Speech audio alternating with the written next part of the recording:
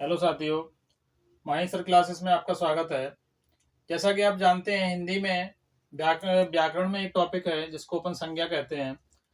यहीं से अपने हिंदी व्याकरण की शुरुआत होती है और इस महीने टेंटेटिव था डेट शिक्षक पात्रता परीक्षा का, और सीटेट के फॉर्म भी आ गए हैं। जिन लोगों को नहीं पता है वो अपना सीटेट का फॉर्म भरें। इसके ऊपर मैं ऑलरेडी वीडियो बना चुका हूँ। और आइए देखते हैं संज्ञा कितने प्रकार की होती है और क्या क्या उनके उदाहरण से समझेंगे। और मैं टॉपिक बाय टॉपिक आपको व्याकरण के सारे टॉपिक दूंगा।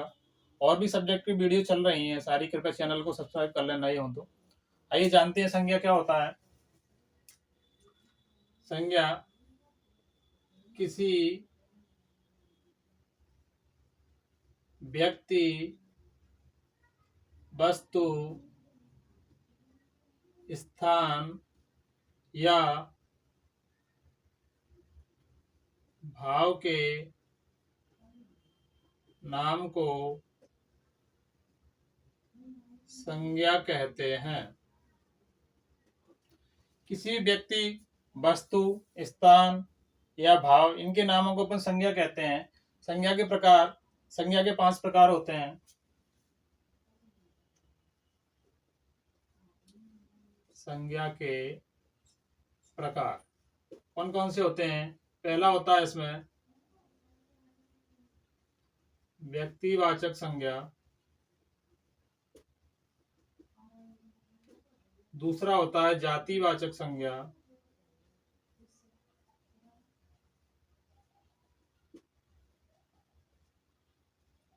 तीसरा होता है व्यक्तिवाचक, जातिवाचक, भाववाचक,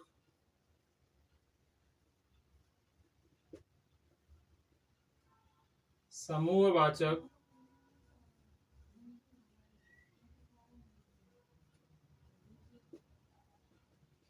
और एक होता है द्रव्यवाचक या पदार्थवाचक। द्रव्य या पदार्थवाचक संज्ञा।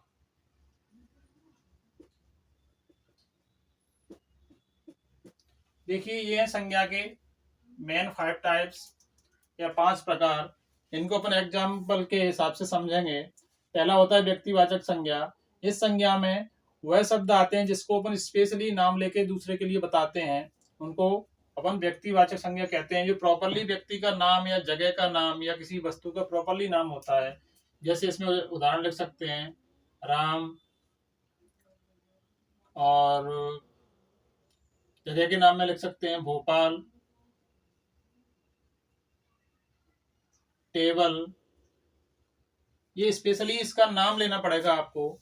स्पेशली व्यक्तिवाचक कम हो गया, उसको स्पेशली नाम से जो जाना जाएगा उसे कहेंगे व्यक्तिवाचक संज्ञा।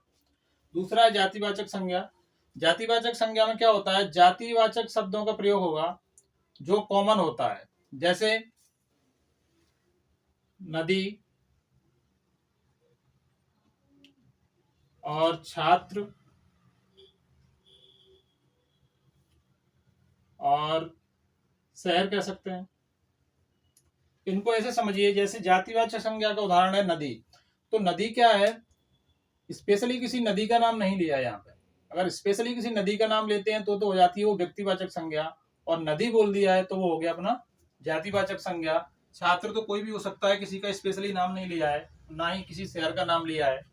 इसमें 3rd नंबर पे है भाववाचक संज्ञा। इसमें अपने भाव आते हैं, भाव या फीलिंग्स जिसको अपन देख नहीं सकते बस अनुभव कर सकते हैं। जैसे हर्ष, खुशी, दुख,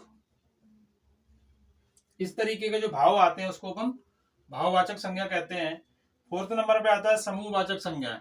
ऐसी कुछ वर्ड होते हैं जिनको अपन समूह में यूज कर सकते हैं, उसे समूहवाचक संज्ञा कहते हैं। जैसे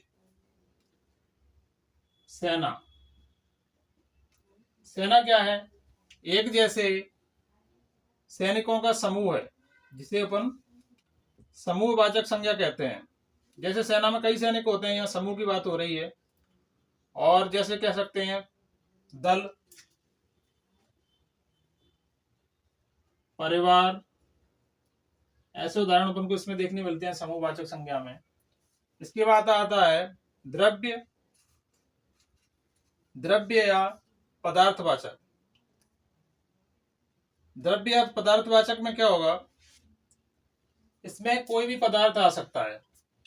गेहूं आ सकता है, घी आ सकता है, तेल आ सकता है, सोना आ सकता है, चांदी आ सकता है, कुछ भी आ सकता है।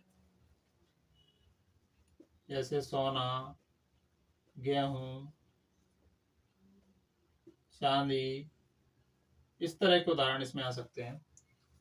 तो ये थे अपने 5 संज्ञा की डेफिनेशन और संज्ञा के 5 प्रकार। इनके एग्जाम्पल से समझिए। व्यक्तिवाचक में अपन स्पेशली व्यक्ति का नाम लेंगे। जातिवाचक में ऐसा वर्ड यूज करेंगे जो कॉमन हो, स्पेशल किसी का नाम प्रकट नहीं करता हो। भाववाचक में जिसमें भाव प्रकट हो रहा हो। भाव कभी भी अपन को दिखते नहीं, बस महसूस कर सकते हैं। समूहवाचक संज्ञा में ऐसे वर्ड यूज किए जाएंगे जिनमें एक जैसे लोगों का समूह हो। सेना में एक जैसे सैनिक होते हैं, दल में कोई भी मेंस आदमी होगा, परिवार भी लोगों का समूह होता है। द्रव्य व पदार्थवाचक में जैसे पदार्थ जो भी होगा वो इसमें आएगा। ये थे अपने संज्ञा के 5 प्रकार। और टॉपिक बाय टॉपिक मैंने आपको वीडियो देता रहूंगा और मैं पेडागोजी के भी करवाऊंगा इसके बाद। तो आप कृपया करके चैनल को सब्सक्राइब कर लें। और आप स्पेशली भी अपनी कमेंट कर सकते हैं, आपको जिस सब्जेक्ट से जिस टॉपिक की जरूरत हो। वीडियो पसंद आए तो लाइक और सब्सक्राइब करें। धन्यवाद।